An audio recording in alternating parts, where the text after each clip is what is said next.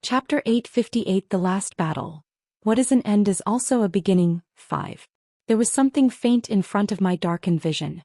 In the beginning there was only a sliver of light in the amber color, but as time went on, it grew larger and larger. The darkness that had been surrounding the world around me was quickly overcome by that faint light that grew so bright that it dispelled all the darkness around me. Within the faint light, I felt something embrace my entire body and bask it in a gentle warmth. It felt good. Really good. So much so that I wanted to bask in it forever, but with a sudden twitch the white world shattered and my eyelids opened.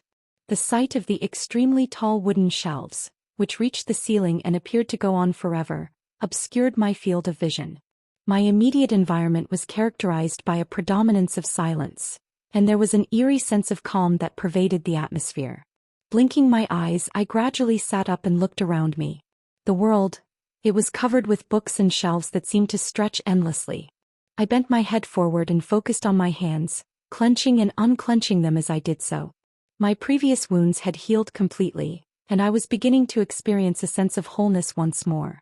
Pressing my hands on the wooden floor, the floor creaked at my movements, and I carefully stood up and looked around me. Eventually my gaze settled on a small patio in the distance. It sat on top of a lush green floor, and a book covered in golden runes sat atop the altar. It took me only a moment to figure out what the book was, and it seemed as if my feet were acting on their own when they began to head in the direction of the patio. Took just a single step to reach it, and when I did, I suddenly stopped. My mouth parted open but no sound came out. It took you a while. A familiar voice reached my ears. One that I thought I'd never hear again, and when I looked in front of me, I saw someone whom I thought I'd never see again. From the moment I laid eyes on him, I knew that it was him. Not some projection or hallucination created by the records. I could just feel it with the powers that lingered in my body, and my chest stung a little. I still forced myself to smile. Was I late? Very. I smiled genuinely this time and moved to the patio where he saw me. I sat myself down on the seat opposite him and enjoyed the scenery around me. How are you? How am I alive? He finished the question for me, and without looking at him, I nodded my head. Yeah. It's not that I'm alive, he answered, similarly staring at the world around the patio. I'm just in the place where I was born. I'm neither dead nor alive, just a projection of the remaining power that lingers over the records. I see. Understanding a bit of what he said, I found myself nodding my head. When I turned my head and met his crimson-colored eyes, I shifted my attention toward the book that sat atop the altar. Are those the records? With a complicated look on his face, he nodded his head. Yes. The book was encircled by golden runes and words that moved and swirled around it as if they were in a vortex. The glow that encircled it was not particularly strong, but as I continued to stare at it, I suddenly felt a calling coming from it. Go on. When I heard his voice, I turned to look at him once more, and he smiled faintly at me. The moment your hands are on the book, you will be elevated to the position of overseer, and you will have access to every aspect of the universe. You will be responsible for maintaining order throughout the universe and preventing future occurrences of events similar to Jezebeth from taking place. Overhearing his words, I felt my brows knit. That sounds rather troublesome. It is. He didn't even bother denying it as he nodded his head. I wanted to shake my head at his antics, but I recalled something. What happened to everyone back on Earth? From the moment I defeated Jezebeth, I found myself in this world. I still had no idea what had happened to the others back on Earth. Were they fine? Did everything get resolved? Did something happen to them? Don't worry about them. Kevin reassured, pointing at the records. If you're curious, then take the records. All the questions you have will be answered the moment you become the new overseer. Following what he was pointing at, my gaze fell on the book in the middle of the altar. With each passing second, it glowed brighter, and the whispers that surrounded my ears became progressively louder, calling for me to reach out to them. Staring back at Kevin one more time, I saw him nod at me, and I pursed my lips. Turning my attention away from him, I stopped right before the records. Immediately, the gentle whispers that reached my ears stopped, and I stretched my hand. Coming into contact with the book, a bright light flooded my entire vision, and golden runes and scribbles floated all around me. The world around me started to shake, and the tall libraries in the distance stretched in every direction. Paying no mind to what was happening around me, I slowly opened the book and everything turned white after that. That was when I saw it. The silence predominated over the surroundings as Rin closed the book in his hands. In that brief moment when he opened the book and closed the book, Kevin watched Ren's face undergo a series of changes as he displayed all sorts of emotions. Anger, sorrow, happiness. He displayed every possible emotion until eventually his gaze became extremely calm. That lasted until he closed the book. A matter of seconds, Kevin sat there with his gaze fixed on him. "What have you seen?" he asked, curious to understand what made Rin react the way that he did. Closing his eyes, Rin turned his head and their gazes met. He smiled softly at him. "I saw what I needed to see." Rin didn't change much after taking in the records, but there was definitely something different about him. It was as if he were there yet not. "What did you see?" "Emichum." Ren's answer confused Kevin as he tried to pry further, but all he was met with was the same soft smile from before. Extending his hand forward, Ren opened up his palm to reveal several shards in his hand. Plike. The shards floated on top of his palm and gradually gathered together as a bright white glow encircled each one of them. "Life truly is funny. I had a sneaking suspicion, but I never thought it was like this. I finally understand the real meaning behind the world you showed me, and why I never existed to begin with." Kevin tried his best to understand what Rin was saying, but what he heard completely confused him. It was clear to him that whatever Rin was talking about was something that was well outside of the scope of his knowledge. "I used to think that there used to be a beginning to something, but never did I imagine that my own precognition of time was wrong. Time, it's a measurement we created in order to measure a beginning and an end, but what if there was never a beginning to begin with? What if it was just there?" The more he spoke, the more Kevin became confused, but he continued to listen. There was something about his words that entranced him, and the more he listened, the more he felt like he grasped onto something. Whying. It was a sudden white glow that jolted him out of his thoughts, and when he came to, he saw a small metallic box levitating on top of Ren's palm. A thick black mist encircled the cube and pulsed in a feeble manner as it floated there. "What's that?" "This." Staring at the box, Ren smiled. "You can say this is the continuation of everything." He paused. "The beginning of a very long book. One I personally created and am a part of." While he was looking at the box perched on the top of his palm, the box began to shake suddenly. After a short while, a crack appeared in the area that was adjacent to the box, and Rin carefully tossed the box so that it fell into the crack. His actions perplexed Kevin, who looked back at Rin in bewilderment, but all he received in response was a perplexed look followed by a sigh. "If it's like this." Shaking his head, Rin pursed his lips and turned to face him. Staring at each other for a moment, Rin waved his hand and their surroundings started to shift. The patio collapsed and so did the shelves that disappeared from their surroundings. What replaced them was a long and narrow corridor with a bright light at the end. "Should we go back?" "Back? To where?" "Where else?" Taking a step forward, Rin ushered him forward with his hand. "Home. In a distant world unknown." The sun rose over the rolling hills of their small farm, and two demons walked hand in hand through the lush green fields, taking in the serene beauty of their world. The tall grass swayed in the gentle breeze, and wild flowers dotted the landscape with bright bursts of color. Together, the couple tended to their crops with care, planting new seeds and harvesting ripe vegetables from the earth. They worked in perfect harmony, each complementing the other's strengths and weaknesses. One had a gentle touch with the plants, coaxing them to grow and thrive, while the other was solid and sturdy, able to till the soil and lift heavy loads with ease. As they worked, the couple chatted and laughed, enjoying each other's company in the peaceful surroundings. The warmth of the sun on their skin and the fresh scent of the earth invigorated their spirits, reminding them of life's simple pleasures. Such was life for them. In the distance, a small group of demon children played games and chased each other through the fields. The sound of their laughter and the rustling of the grass added to the idyllic scene, making it feel like a moment frozen in time where nothing else mattered but the beauty of the world and the joy of family. It was so peaceful. That peace, however, did not last for very long. "What's that?" Noticing something, the woman dropped whatever she was doing and looked up at the sky. There she could see a small black object that was streaking down from the sky and heading in their direction. As soon as she realized what was happening, she started to freak out and turned to look at her partner, who was also staring up at the sky. She was on the verge of calling out for him when all of a sudden, a silver streak tore through the air and slammed into the land next to where they were standing. Why firing? There wasn't much of an explosion. Falling onto the ground with a low thump, the couple looked at each other in wonder. Should we go check it? The husband proposed, staring into the distance with deep apprehension. Only when the female nodded her head did the two of them move, and when they approached the location where the object fell, they were shocked to see a metallic box on the ground. Though faint, a black hue seeped into the ground from the body of the box. It went unnoticed by the two demons who were unable to detect it. What is this? Don't touch it. Seeing the box, the male tried to approach it but was promptly stopped by his wife, who stared at the box with deep apprehension. We don't know what the box is. It's best if we handle this carefully, especially when. Turning her head, she looked at the children that were playing in the distance and looked back toward her husband, who seemed to have understood her intentions as he nodded his head.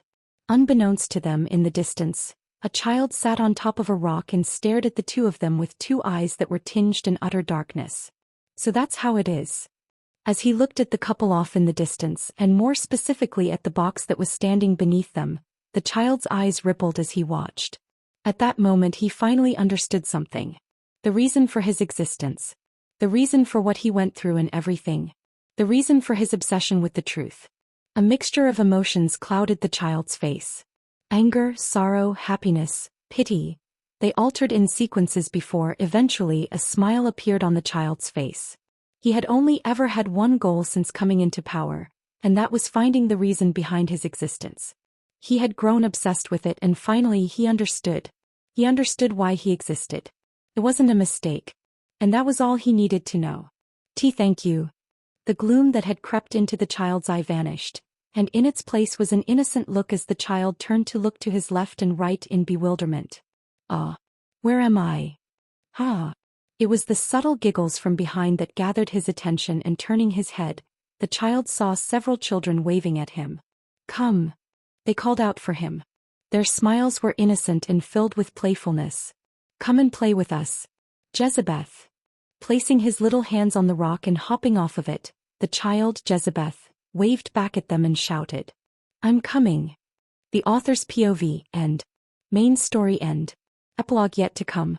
Chapter Epilogue. Efforts never betray you. Boycott. No Luke Kong Bao Geo Fan Bui Ben. Thiet de View True Ko Ai Jai Tik Duok Chotwa Kong? Lop Hok Chat Kin Hok Sin, Mat Ho Cham Chunin Len Phia Truok. By Thursday Hut Boi Doi Mat Mao Thach on Tim Gwyn Ru Dang Nin Ho. Mon Hok Hom Ne La. Triet Ly Hok Kwa Ko Hok Luong Tu. Mot Trong Numon Ly Thiet Duok Trin Bai Cho Sin Vien Tai Lok.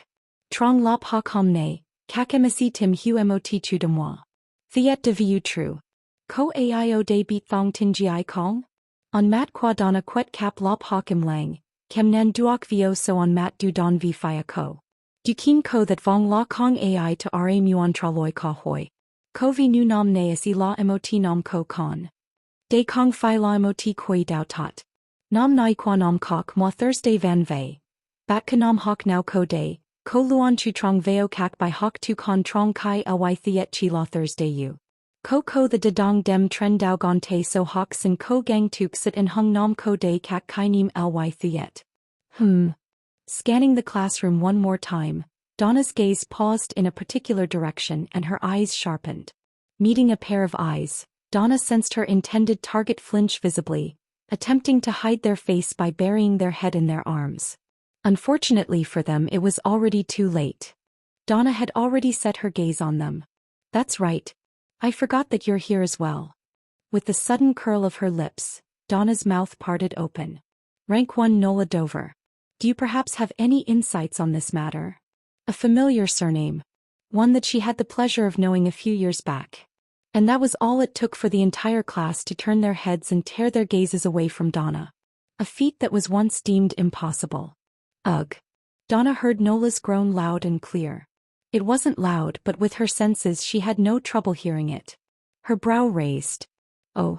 Is something the matter? No. Nola's face underwent a series of changes before she eventually lowered her head in resignation. Donna smiled. She really does resemble him in more ways than others. Not sure if that's a good thing. Good. So. She pursed her lips. Care to explain to the class what you know about the multiverse theory? Nola gently tousled her hair as she gradually stood up from her seat. She sensed the numerous eyes fixed upon her in the classroom and silently muttered to herself in frustration. It's all his fault. The person in question was none other than her brother. After single-handedly rescuing the world and triumphing over the Demon King, he ascended to the pinnacle of humanity's hierarchy, earning the esteemed title of the ultimate ranker and revered hero. Names that made both him and her cringe. Nonetheless, the real problem lay in the fact that he had signed her up for the lock without letting her have a disguise. Not only that, he also made sure to let everyone know she was his sister. Just recalling the day when he dropped her off at the academy, she shuddered. Nola, we don't have all day. Ah, yes. Flinching, Nola recovered herself and quickly started to speak. The multiverse theory proposes that there are countless other universes out there, each with its own set of physical laws, constants, and conditions. These universes may have different histories, different versions of ourselves, and even different laws of physics governing them. The most up-to-date novels are published on freewebnovel.com. This was a topic she wasn't all too familiar with, but she wasn't ranked first because of her connection with her brother. She was actually smart and talented at that. That perhaps may have been due to him, but she still put a lot of effort into getting to where she was. The thought of people thinking of her as a kept sister irritated her. Naturally, it is possible that they share an identical history, engage in the same actions, and abide by the same laws of physics as our reality. She wanted to prove that she was just as talented as her brother and that she didn't pull strings to get to her current position. Jealousy was a feeling all too common from those that ranked beneath her. In any case, regarding those stares, all she had to do was prove that she didn't get here with help and that this was all due to her hard work. Her reciting what she knew about the multiverse theory was proof that her efforts weren't in vain. Her sleepless nights weren't for nothing. However, they may exist within an alternative timeline, progressing at a different pace from our own. This divergence could range from mere minutes, hours, or days to more substantial gaps such as weeks, months, years, or even decades ahead of our current state. Yeah. This is how it should be. Seeing the fervent gazes of her own classmates as she recited what she had learned the day prior, Nola felt her ego boost. That's right, keep looking at me like that. The subtle blushes coming from the boys, the envious gazes from the girls in the class. Nola took it all. She deeply imprinted the sight in her mind. This view confirmed to her that she was flawless, that she was the embodiment of envy for everyone, that all her efforts weren't for nothing, and that she was perfect. Only that. Status. Nola started to secretly clench her fist as a holographic image appeared right before her very eyes, and her gaze fell on a certain section. Slowly, her speech started to slur and her voice weakened. Various versions of the multiverse theory exist, including the inflationary multiverse, the string theory landscape, and the quantum multiverse. Status. Name, Nola Dover. Rank, D. Strength, D. Agility, D+. Stamina, D. Intelligence, D. Mana capacity, D. Luck, B. Charm. Profession, magician LVL.1.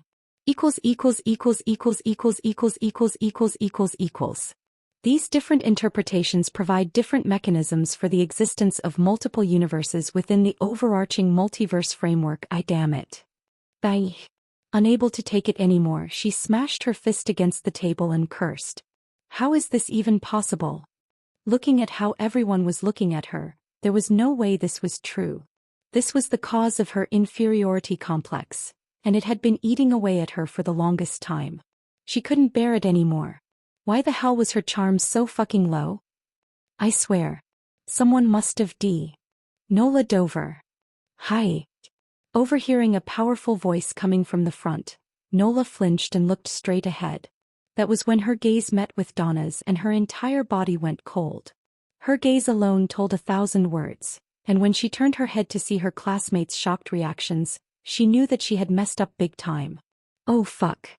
Swallowing a mouthful of saliva, she hesitantly opened her mouth and said, "Dubu, would you believe me if I told you I had a good reason for my outburst?" Sis. Ache. Nola let out a frustrated sigh as she rubbed her ear with her pinky. Turning around and staring at the wooden door behind her, she scowled. I get that she was angry, but she didn't need to lecture me for over an hour. Honestly, she'd been previously informed by her brother about Donna's uptight nature, but she never anticipated it would be this severe. Her previous impression of her, that of a pretty and friendly older sister, completely crumbled apart in just one day. Still, it's not really my fault either.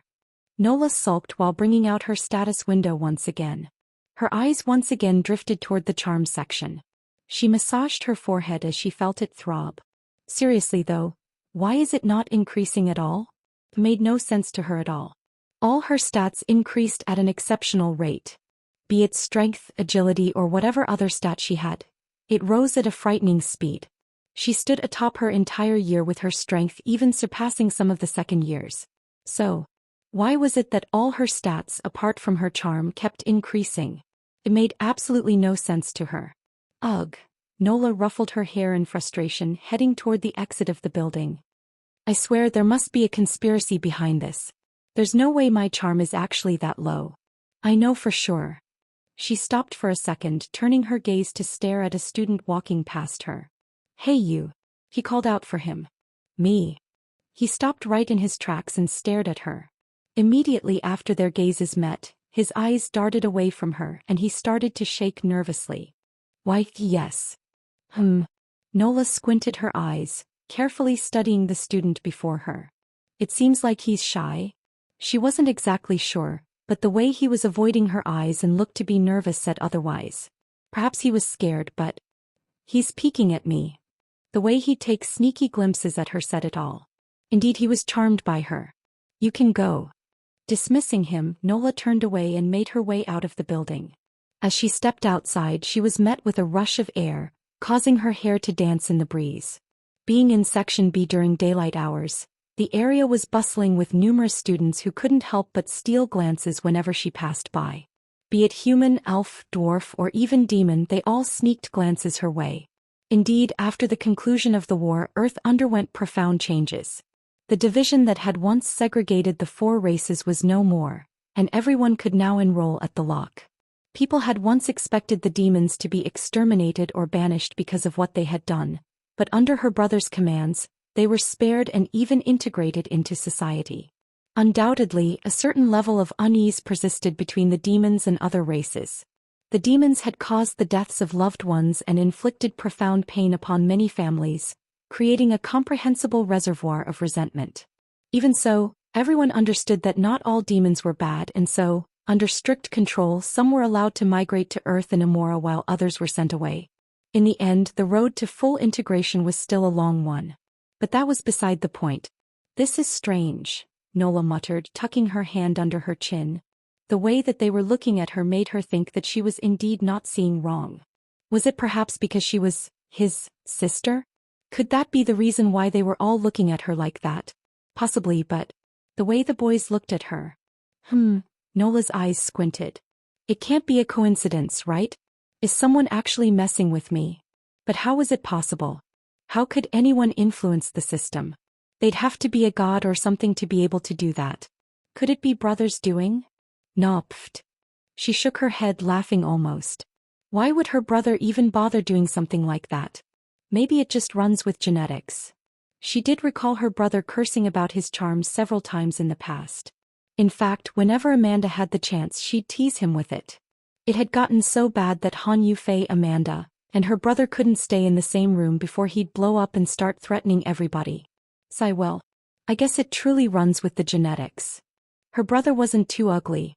In fact, he was pretty handsome. In a way, it seemed like they were cursed to have low charm. For some reason, she had an inkling that there was something at play on the matter. For some reason, she felt that her charm was purposely set at its lowest. She wasn't sure why, but she felt that whoever did it out of spite. It couldn't be my brother, right? A sudden thought captured her attention. There's no way. But she quickly shook it away. Although her brother was strong, there was no way he'd be able to change her status window. He'd have to be a god to do that. Plus, for what reason would he even have to set her charm low? It can't be because he doesn't want to be the one with the lowest charm in our family, right? Nola laughed. As if. There was no way he'd be that petty. Right? On the other hand, a certain important event was taking place in another part of Ashton City. Are you guys ready? Isn't it a bit of a downgrade? From what? I mean, we used to be a very secretive and powerful organization and we're no longer at war. What's the point of the mercenary guild? Angelica's words cut right through Ryan's. Ryan pursed his lips, his tone carrying obvious disappointment. I guess you're right. Since the conclusion of the war, Earth has experienced numerous transformations. The absence of demon invasions led to the gradual closure of the once abundant dungeons scattered across the planet. Additionally, with the disappearance of the monolith, guilds and mercenary organizations began to disband.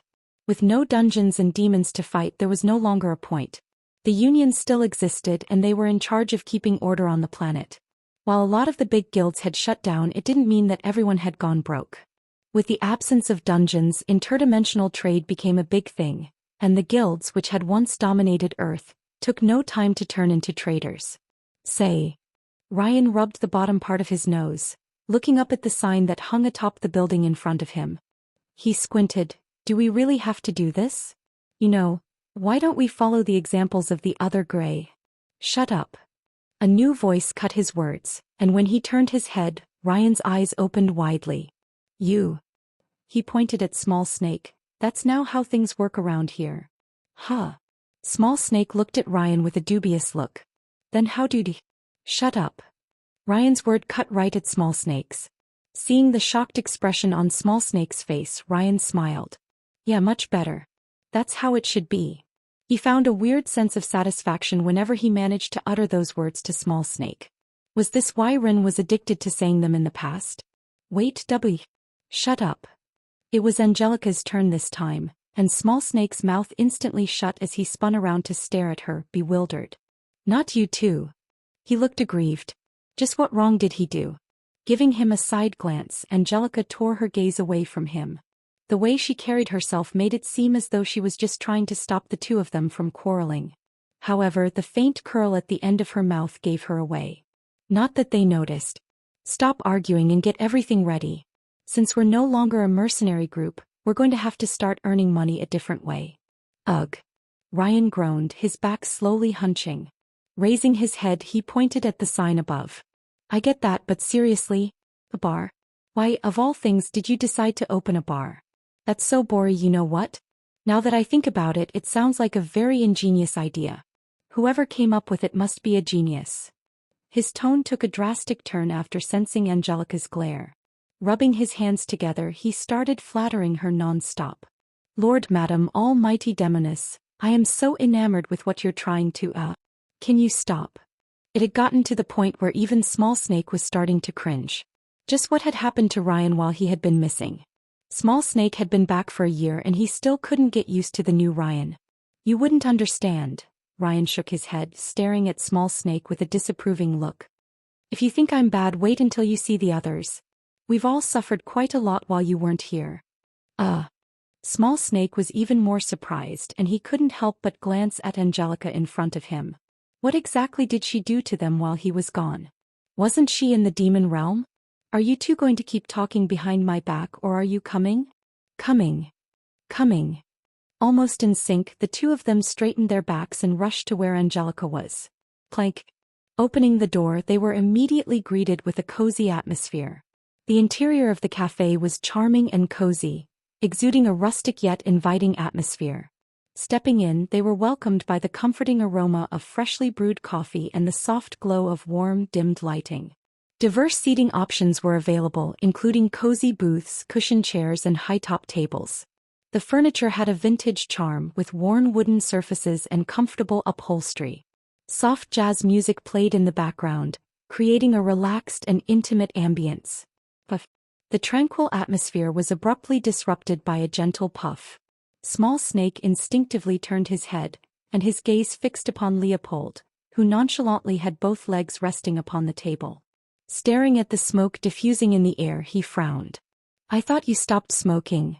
I did, Leopold nonchalantly replied, keeping his gaze fixed on the smoke above him. The reason why I stopped was because you died. Now that you're back, I have no reason to stop. Puff.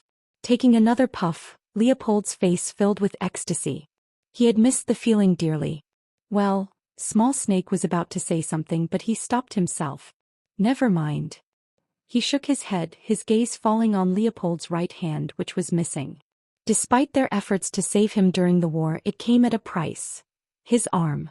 They exhausted every possible avenue to regrow his missing limb, but unfortunately, their attempts proved futile.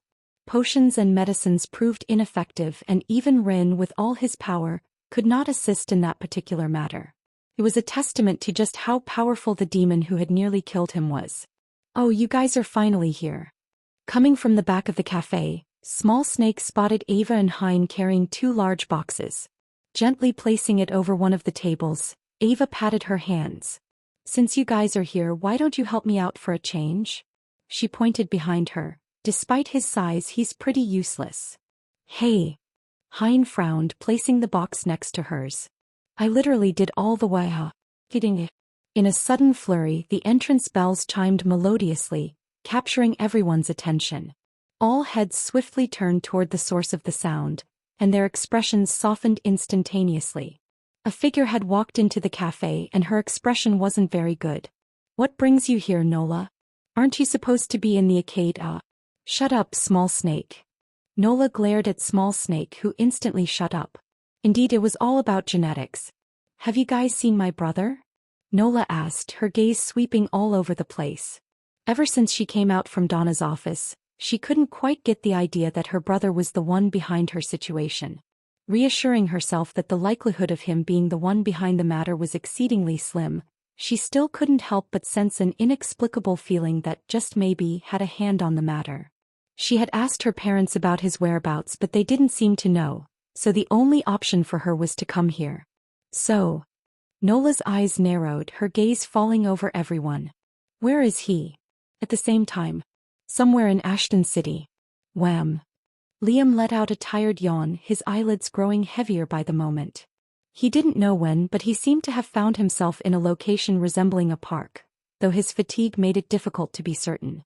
While he no longer had problems with his memory, it seemed as though his laziness had not been fixed. That was most likely due to the fact that his laziness stemmed from his sword art, which consumed a lot of energy, but what could he do? Coffee was of no use to him. Maybe I'll take a nap over here. His gaze drifted lazily towards a nearby bench, and with a sluggish pace he ambled over and leaned against it. Closing his eyes, he surrendered to the weariness that enveloped him. Kirar. His chest rose and fell, and he rumbled like a mountain as he slept. His snoring was so loud that all those near him could hear him, and many immediately distanced themselves away from him. Kirar. This continued until eventually, unable to take it anymore, one of the people sitting at the park stood up and angrily rushed toward where Liam was. He had dirt blonde hair and their frame was quite large. Hey fucker. He shouted, tapping Liam on the shoulder. Because Liam's hair was covering his face, he wasn't able to catch his face, but he didn't care as he continued to tap him on the shoulder. Hey fucker. Wake the fuck up. Kirar. But the snoring persisted. In fact, it grew louder and the man's anger grew. Motherfucker. As Liam gradually awoke from his slumber, he brushed his hair aside and raised his gaze. To his surprise, he was confronted with a pair of furious eyes glaring back at him. About to utter a response, Liam's face froze, and his mouth involuntarily hung open in astonishment. Gilbert. Chapter Epilogue. Efforts never betray you. Epilogue. Efforts never betray you. The sound of the glass bottle tapping against the stone grave echoed in the quiet surroundings as Melissa stood there, consumed by her thoughts. With a firm grip on the bottle, she took a small gulp of the liquid it contained, feeling its bittersweet taste on her lips. Drip, drip. A cascade of juices trickled down the side of her mouth as she hastily withdrew the bottle. Half. She exhaled, her breath heavy and her cheeks rosy. You know. She started speaking. I know full well that I need to let go of you. Let go of the memories that I keep on clinging to. Her vision started to blur as she removed her glasses. allowing her emerald eyes to be exposed to the world. I guess I still want an excuse to be mean. I grew to hate the world because of you, but at the same time I grew to have fun hating the world. Not caring about others' opinions, pushing away those who tried to form connections with me, and overall, embracing my inner cynic didn't feel so terrible.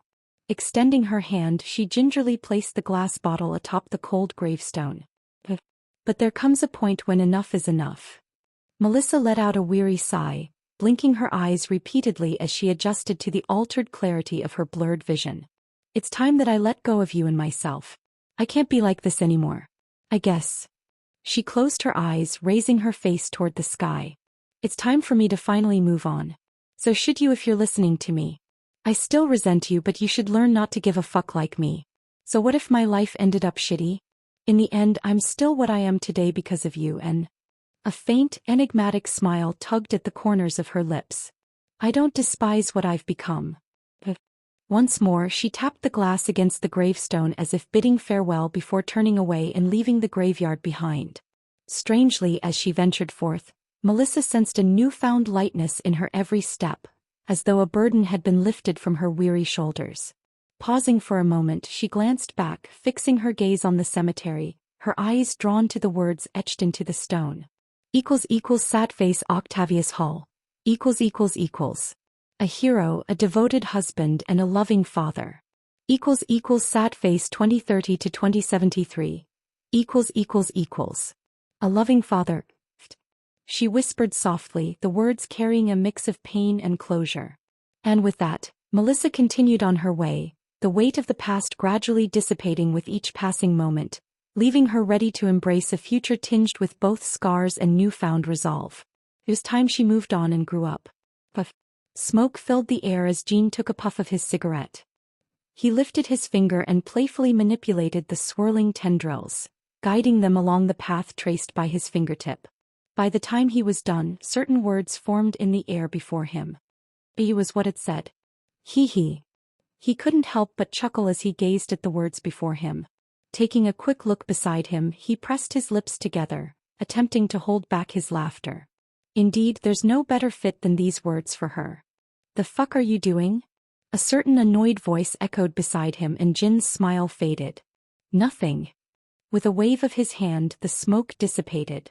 Concurrently, Priscilla's eyes narrowed as she examined him intently. IAD. Her eyes squinted further. Why do I have a feeling it's related to me? You're imagining things. Jean responded with an air of casual indifference, raising the cigarette to his lips and inhaling deeply from the butt. Puff. That being said, he paused and turned to look at her with narrowed eyes. What are you still doing here? It's been a year since the war has ended. Shouldn't you be on your way? A year had passed since the defeat of the Demon King, and numerous events had occurred at that time. Priscilla and her clan, having provided crucial assistance during the war, were granted the privilege to remain on Earth. With that being said, most of the demons chose to depart Earth and return to their respective planets. The same was for her father, the current patriarch of the Sloth clan.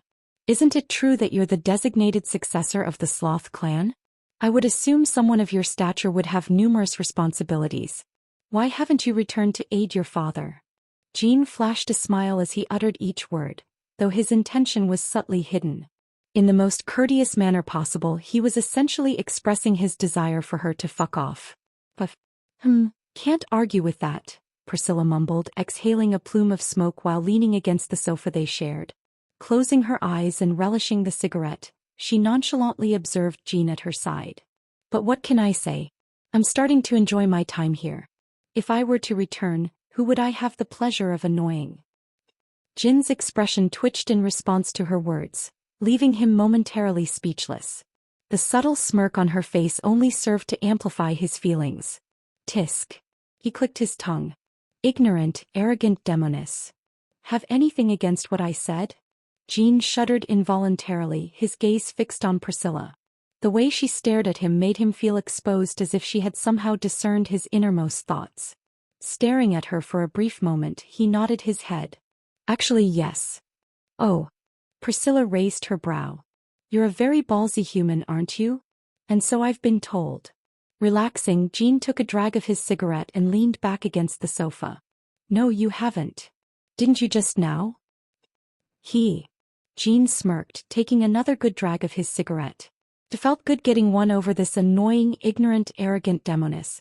Priscilla's eyes narrowed. You're becoming bolder with each passing day. Don't like it. Jean pointed towards the door. You can leave. I won't stop you.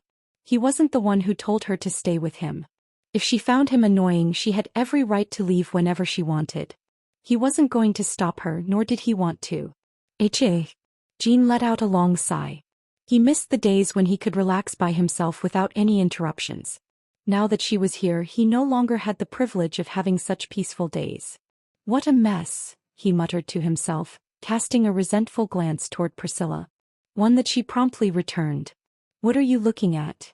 Staring at Priscilla's menacing glare, Jean had a sudden thought. She's kind of cute when she's angry, and no, what the fuck am I thinking about? With a shudder, Jean quickly dispelled the thought away from his mind as he sat up straight. He had almost lost himself for a moment. Ding. Just then his phone rang. Phew-uck.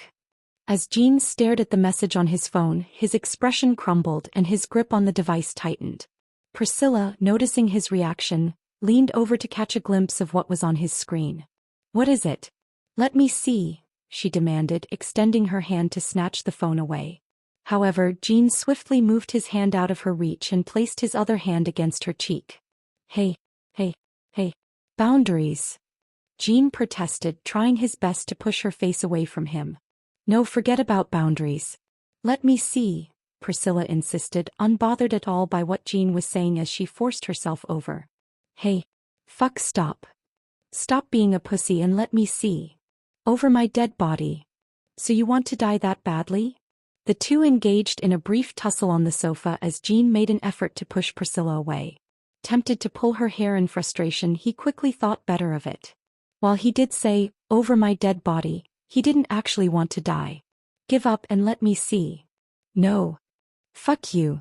Using every means at his disposal, whether it was his legs or his head, Jean fought back in an attempt to defend his phone.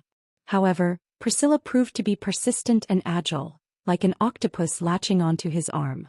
She continued her relentless efforts to snatch the phone from him. Got it. In the end, the struggle ended with Priscilla emerging as the victor. She successfully snatched the phone away from Jin's hand, triumphantly gaining control over it. Leaning against the sofa, the color faded from Jin's silhouette as he started to contemplate his life. With a determined gaze, she looked at the contents displayed on the screen, finally achieving her goal.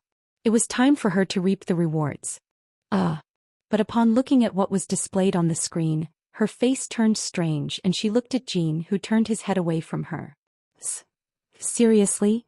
Her face betrayed the fact that she was trying to hold her laugh as her cheeks inflated and her face flushed red. Seriously? Stop laughing. Jin's expression crumbled as he turned to glare at her. Unable to contain herself any longer, Priscilla erupted into uncontrollable laughter. Ha ha ha. Tears streamed down the sides of her eyes as she laughed hysterically, smacking her hand against the side of the sofa in amusement. Ba-bam. The sight of her laughing hysterically made Jin's expression darken considerably as he leaned forward to snatch his phone back. Priscilla didn't even bother posing a fight as she let him have the phone back and continued laughing. Ha ha ha. Jin's expression darkened with every second of Priscilla's laughter. Are you done? Jean struggled to control his frustration. Despite his best efforts to restrain himself, it proved to be a challenging task as Priscilla continued to laugh at him, pointing toward his phone. Why?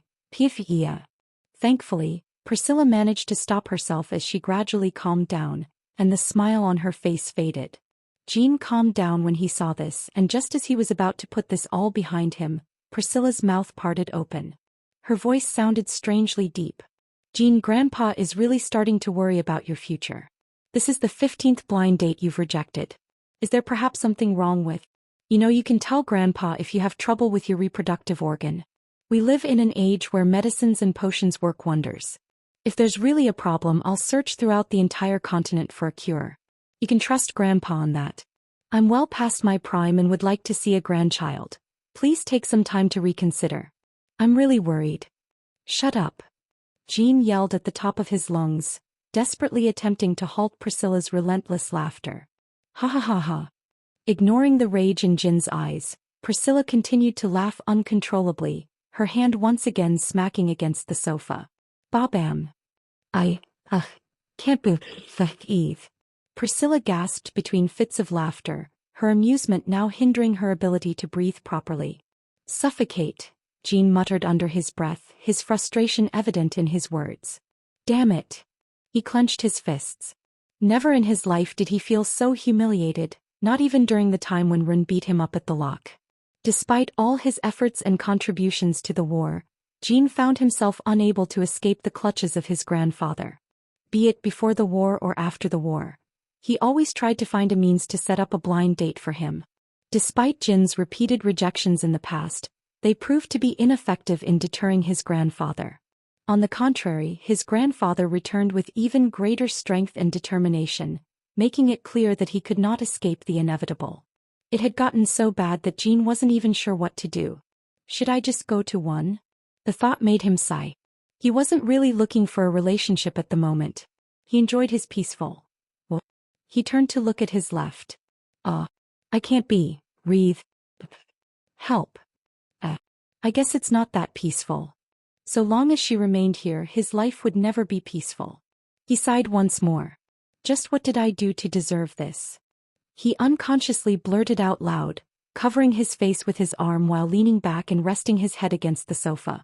He was seriously starting to contemplate life. Don't be sad. Jean felt a subtle bump on his shoulder and slowly removed his arm from his face.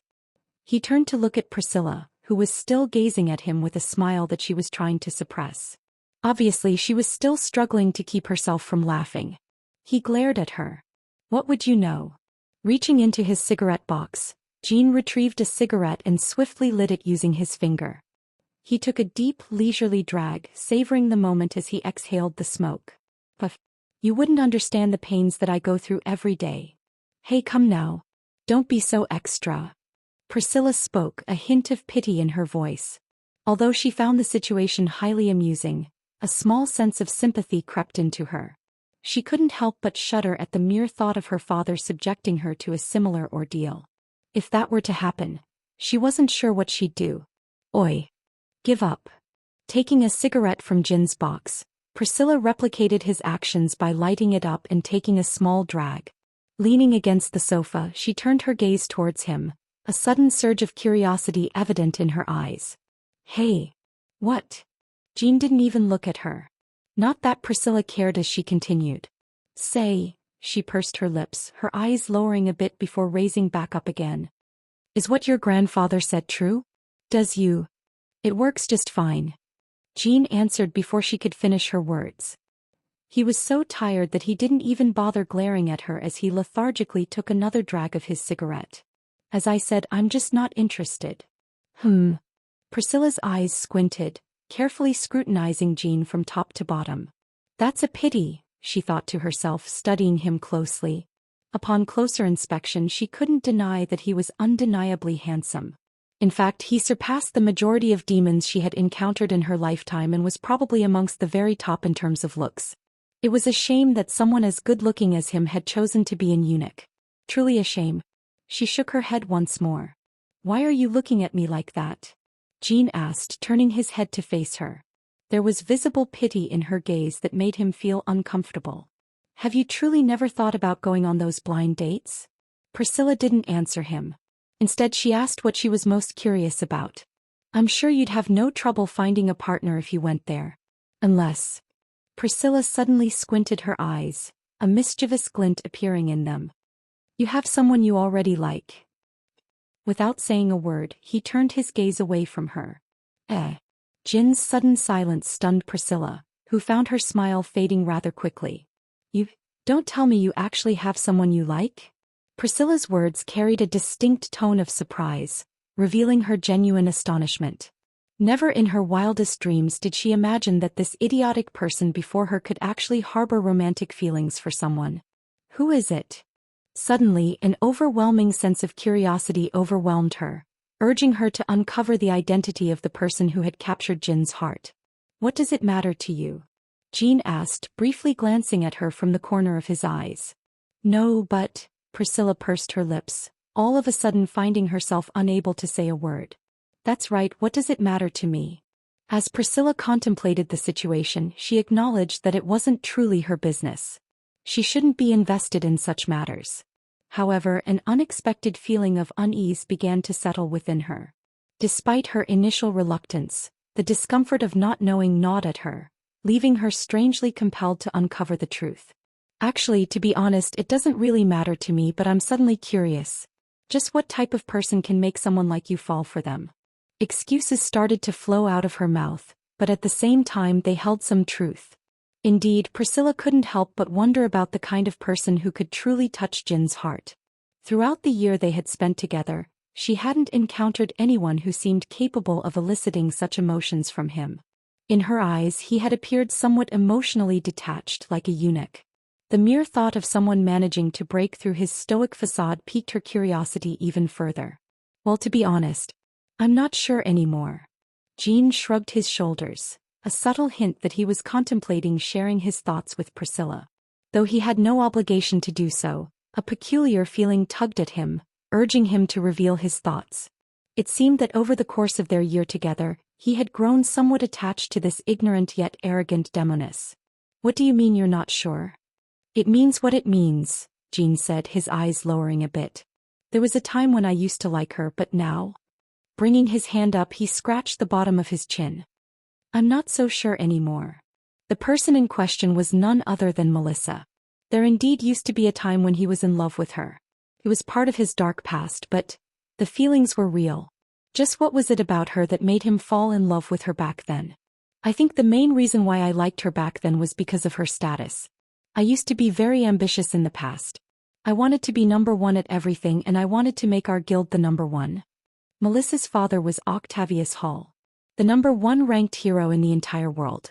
If he managed to marry her back then, he'd be able to help his guild rise to the top and overtake Demon Hunter. That, perhaps, was the main reason why he liked her back then. Actually, not just that. He had to admit, Melissa was indeed quite beautiful. Among the most beautiful girls he had ever seen. Had it not been for her terrible personality, she'd have a line of suitors following her every beck and call. I quite liked her personality. Perhaps the thing that truly made him attracted to Melissa back then was her personality. There weren't many people that would openly rebuke him like that. She was one of the only few that would actually lash out at him.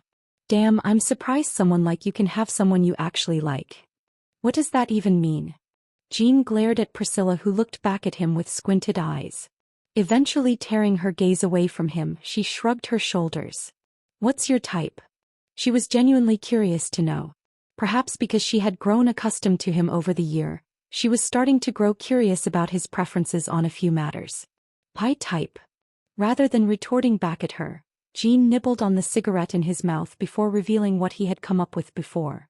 I goose, someone strong. Arrogant. Lashes out a lot. Doesn't suck up to me. Independent. Annoying yet.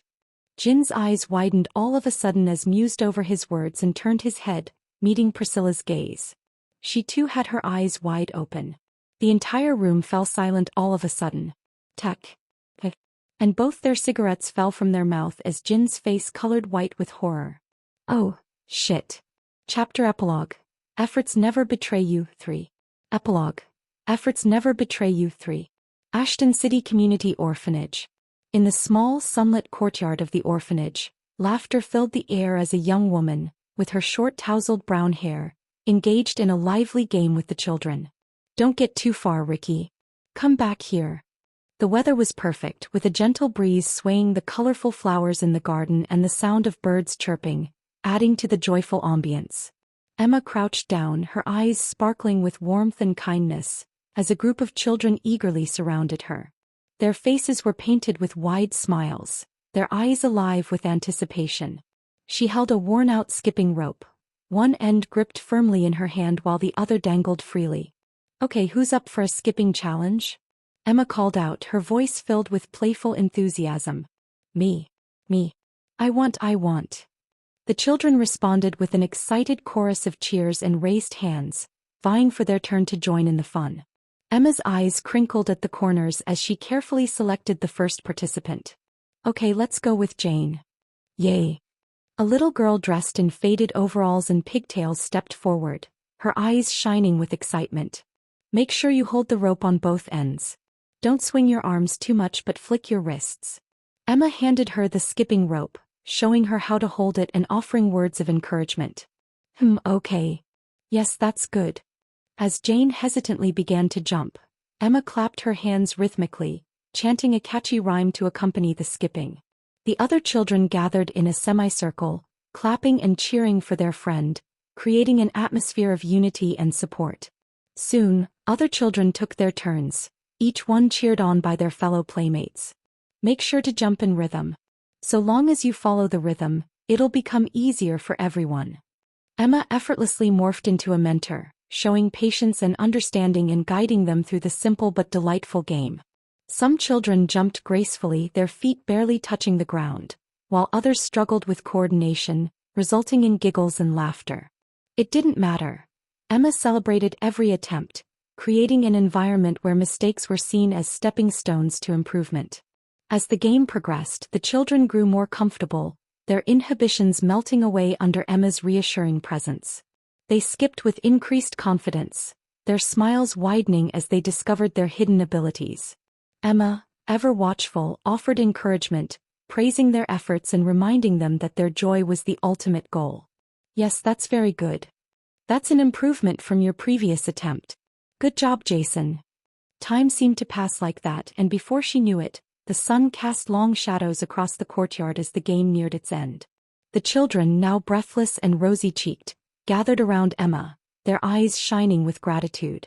It's all worth it.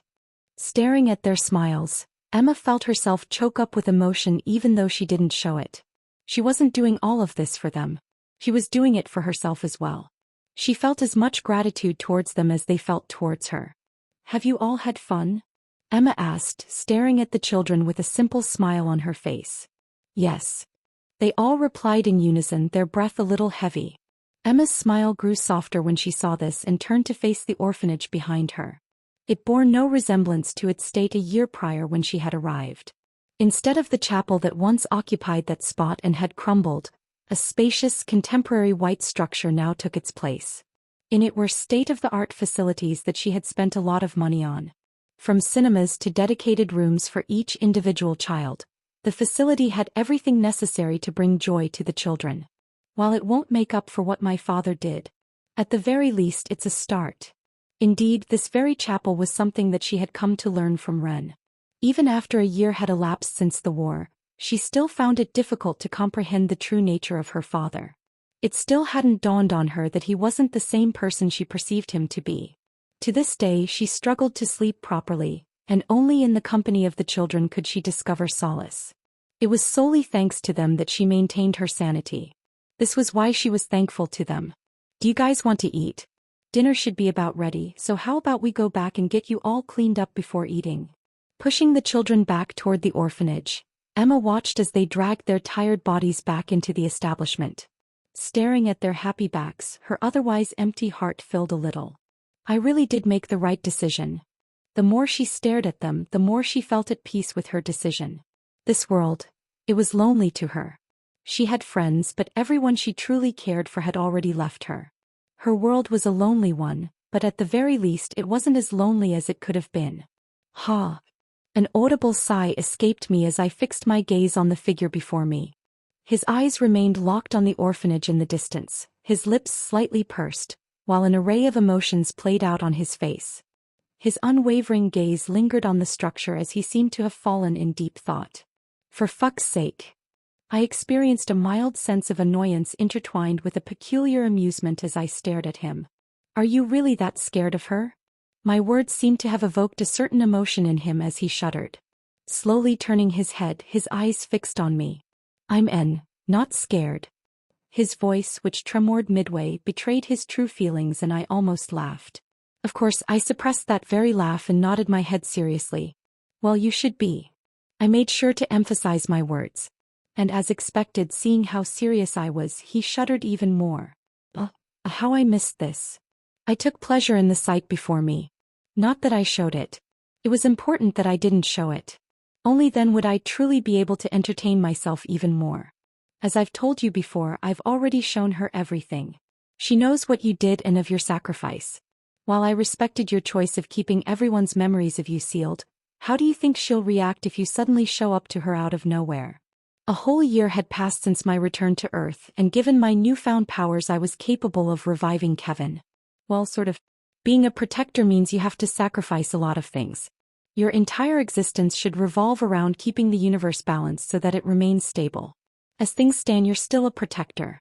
However, the moment you denounce your status, you'll become a regular human and you'll lose everything that you have. Are you willing to do that? It was only after I became the overseer that I truly understood the complexity of a protector. The universe was vast, and while they could blend with any society, they couldn't truly assimilate with them. Their lifespans were infinite, which was both a blessing and a curse. Living longer wasn't all too good. Isn't it possible to make Emma a protector as well? At Kevin's sudden question, I pondered for a moment before nodding my head. It's possible. My powers made it possible for me to bestow 7 people with the title of protectors. They'd gain access to unimaginable power and would be able to live for as long as I existed. I can, but do you really think Emma would want to? Kevin's face changed at the question and he lowered his head. At heart, he already knew the answer to my question. If I were to leave, what will happen to you? Will you be fine without me? What will happen if Jezebeth returns, or someone like him? I'll be fine. I smiled at his words. In this universe, Jezebeth was dead. I made sure of that. There wasn't going to be another him for so long as I willed it. Well, as Kevin stood there, pondering over the matter for a long while, his shoulders eventually relaxed as he let out a long sigh. His expression softened slightly. I think I want to rest a little. I've lived for far too long with one goal in mind and I've never been happy once. Will you allow me to be selfish just this once? So. I raised my brow, suppressing the smile that was creeping up my face. I could tell at a glance what his decision was going to be. Meeting my gaze, he smiled back at me. You already know my answer. Come now, brush your teeth and go to bed. Emma checked her watch, 10 p.m. and sighed. Staring at the children who were still roaming about and full of energy, she let out another sigh. Weren't they supposed to be tired from all that playing? The amount of energy they had left her baffled.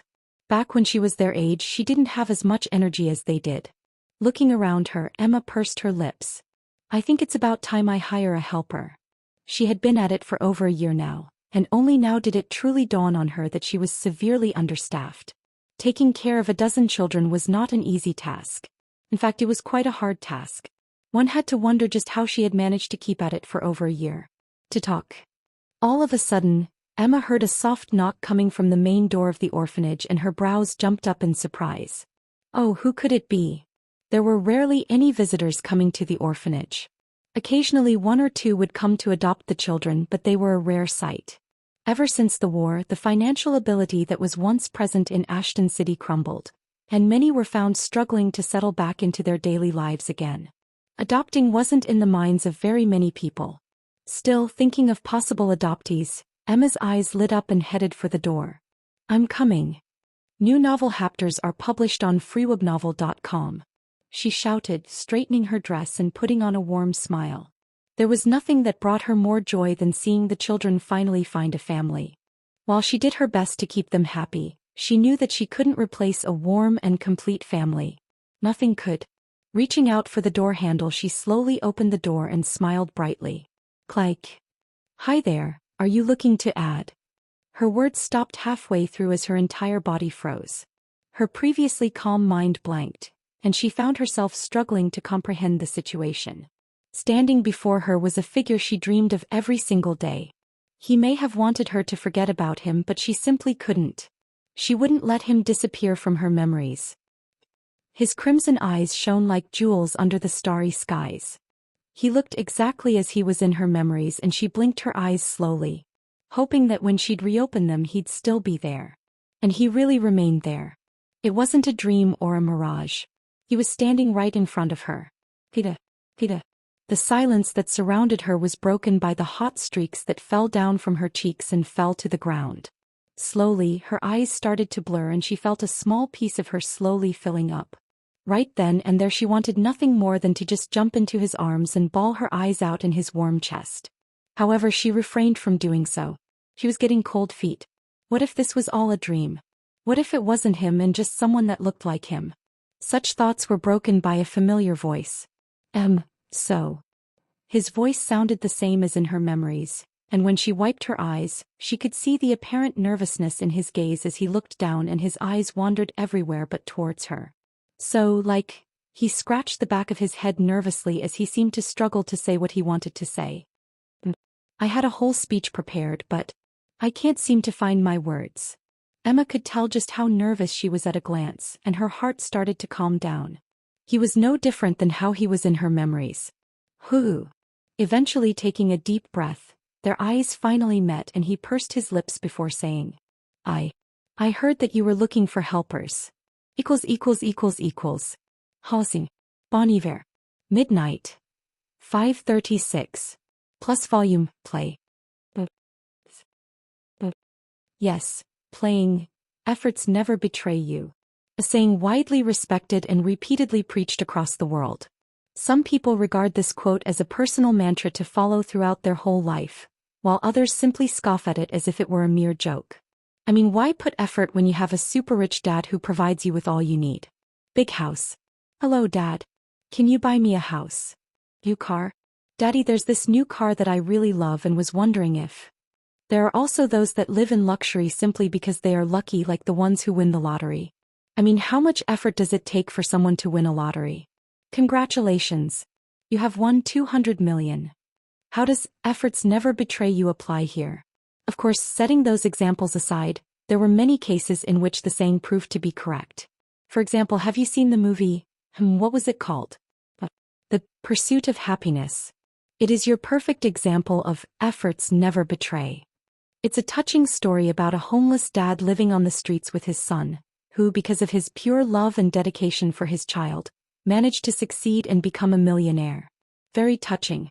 But what about me? What have I got to say about efforts never betray? It is utter bullshit. Period. Well, at least that was what I used to think in the past. No, not so much, I guess. I held a lot of resentment back then. Perhaps it was because my memories were altered, and I carried the thoughts of my other self who found himself in this infinite loop with no end in sight in spite of all of his efforts. But in the end, I no longer think it's such bullshit anymore. The moment the other me handed me everything and all his experiences and hardships fused with me, I realized that he wasn't just another version of me. In fact, he was never another version of me or another entity. From the very beginning, he was me and I was him. Be it past, present, or future. I was Ren. This should be the place? I stopped for a moment and looked ahead of me where a long flight of stairs greeted my sight.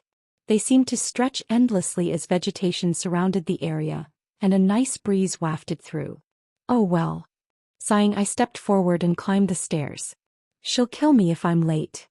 I was in fact already late, but so long as I wasn't too late, she wouldn't really do much to me. Or so I hoped. Anyways, as I was saying, efforts never betray you. Perhaps there was greater truth to those words than I had initially realized. While efforts didn't guarantee success, they did guarantee progress and growth. Be it Kevin, me, or even Jezebeth. Efforts didn't betray us. We all achieved what we wanted to achieve. None of us failed in our objective, and it was all due to the effort that we put in that we got where we were. It's funny how the quote I once used to despise turned out to be the very quote that I couldn't agree more with. Could this be character development? I laughed at the thought and continued to climb the stairs. I didn't know for how long I continued to climb the endless set of stairs that lay before me, but somehow I didn't mind it. I found a sense of peace climbing the long flight of stairs. Lost in my own thoughts, I continued to climb the stairs. Slowly. One step at a time. Just like the path that I took to get to where I was. Before I knew it, I reached the top of the staircase, only to be greeted by a breathtaking panorama. From this vantage point, I stood atop the world, beholding the sprawling cityscape beneath me. My gaze didn't linger over the city for very long as my feet halted in their tracks and my gaze settled on a familiar figure, their back turned towards me, and a cascade of black hair which stopped at her shoulders swayed gracefully in the breeze.